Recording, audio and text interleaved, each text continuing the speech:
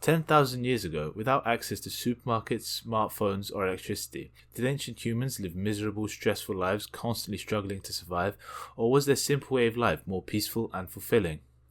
In the modern world, wealth buys comfort, security, and leisure. Wealthy people tend to be happier and less stressed, so it's only natural to assume that hunter-gatherers who had little to no material wealth must have led stressful lives marked by hardship and struggle. However, recent research paints a very different picture. A study comparing the happiness of members of the Hadza tribe to Westerners showed that hunter-gatherers were significantly happier than their civilized counterparts. But if their lives were consumed by the constant struggle for survival, how could they be happier than us? Well, first of all, hunting was a lot less time-consuming than it might initially seem.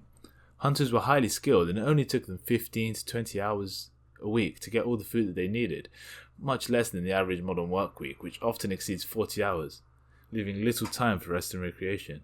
Whilst modern lives are dominated by the need for constant productivity, hunter-gatherers had a far more balanced routine, and after acquiring food and completing their domestic chores, there was a large portion of time that they could spend relaxing with their family and socializing with their tribe as a whole.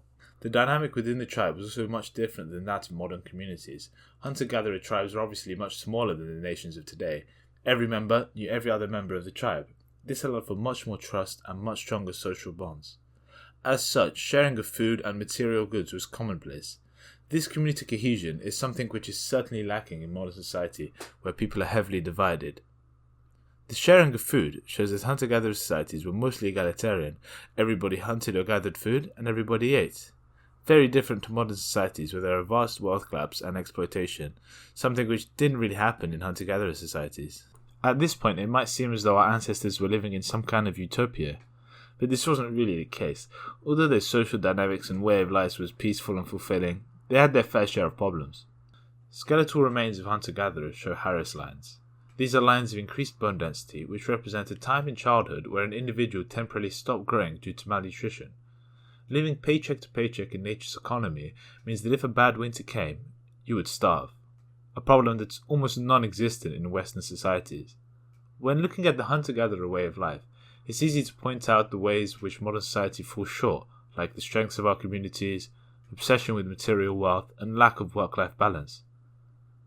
But I think that people should try and learn from our ancestors, not by abandoning modern life entirely, but by reflecting on the values that made their lives fulfilling. Hunter-gatherers remind us that happiness isn't about accumulating wealth or possessions, it's about balance, connection, and simplicity.